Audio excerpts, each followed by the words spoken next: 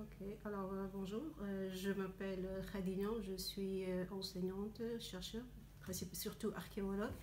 Je travaille à l'université Cheikh Anta Diop de Dakar, département d'histoire.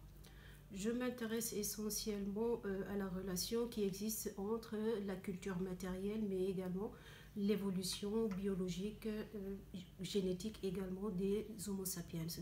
Donc c'est un peu l'idée de retracer, en tout cas, cette évolution de l'homme, en tout cas de les dernières périodes de Homo sapiens.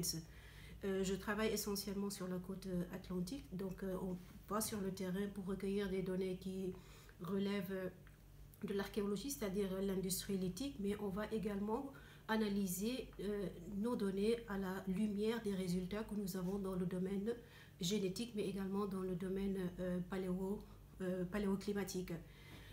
Essentiellement, donc, je m'intéressais à quelques axes de recherche que sont par exemple le Middle Stone Age africain.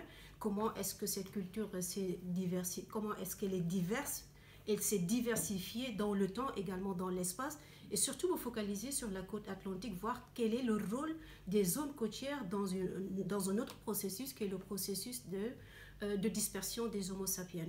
Alors, à l'heure actuelle, les résultats que nous avons, c'est que tout semble indiquer que le Middle Stone Age de l'Afrique est beaucoup plus récent que tout ce que nous avons dans le reste de l'Afrique, que ce soit l'Afrique du Nord, l'Afrique de l'Est ou bien l'Afrique du Sud. En ce qui concerne la diversité culturelle, nous avons essentiellement deux cultures qui se distinguent, c'est ce qu'on appelle le Sangoan et ce qu'on appelle le Lumbeva. Et il y a également d'autres cultures qui ne sont pas encore réellement définies.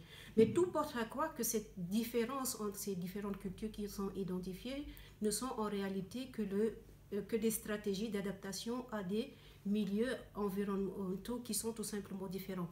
D'une part, vous avez le Sahel et de l'autre part, vous avez tout simplement l'Afrique tropicale. Donc, vous avez deux systèmes écologiques qui sont différents.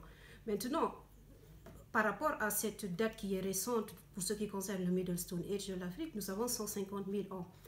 Maintenant, il faut se poser la question à savoir, est-ce que le fait qu'on ait la persistance, ou bien si vous voulez ce retard de l'Afrique de l'Ouest par rapport aux autres, est-ce que c'est dû à des conditions environnementales, est-ce que c'est dû tout simplement à un conservatisme culturel, ou bien c'est tout simplement dû à un certain isolement de ces populations par rapport au reste de l'Afrique. Donc c'est plusieurs questions qui émergent du point de vue en tout cas des résultats que nous avons précisément.